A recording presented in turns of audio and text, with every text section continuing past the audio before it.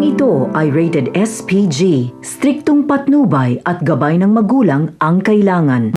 Matapos kang maglayas si Martes dahil mas pinili ni Rigor si Lena kaysa sa kanya, ay tila tuluyan lang nawasak ang pamilyang matagal niya nang gustong mabuo. Kaya naman pati si Santino ay napagpasahan na lamang na sumama sa kanyang nanay Tess dahil hindi niya umano maaatim na tumira sa kanilang bahay na kasama si Lena na siyang dahilan kung bakit tuluyang nasira ang kanilang pamilya.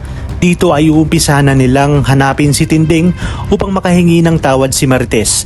Ngayon umano alam niya na tama si Tinding at napagtanto nga rin ni Martes na walang ina ang gustong mapahamak at masaktan ang kanyang anak. Kaya ngayong wala na siya sa poder ni Rigor ay ipaparamdam niya na umano kay Tanggol ang lahat ng kanyang pagkukulang bilang ina.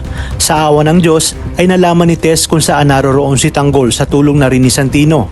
Sinabi kasi dati ni Tanggol na agad niyang ipapaalam kay Santino kung saan siya tumutuloy. At sa pagkikita na mag-ina ay halos hindi nga matanggap at makapaniwala si Tanggol sa ginawa ng kanyang tatay Rigor.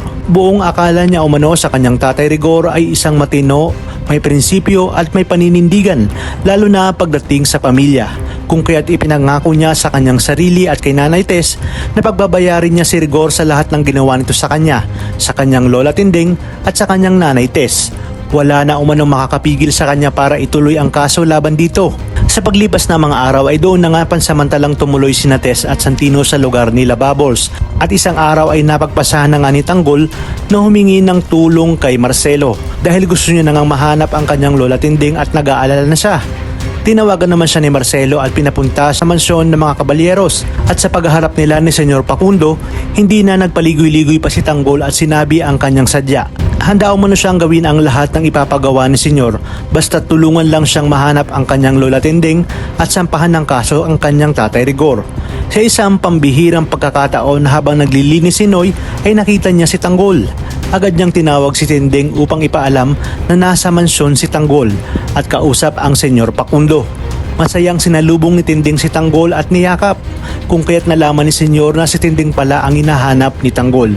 Sinabi ni Senyor Facundo na hindi na mahihirapan pa si Tanggol dahil nasa loob lang pala mismo ng mansyon si Tinding. Sa pag-uusap ni na Tinding at Tanggol ay inilahad na nga ni Tanggol ang nangyari sa kanyang nanay Tess. Nakasama niya na ito at lumayas na sa kanilang bahay. Laking pasasalamat naman ni Tinding dahil sa wakas ay natauhan na si Marites.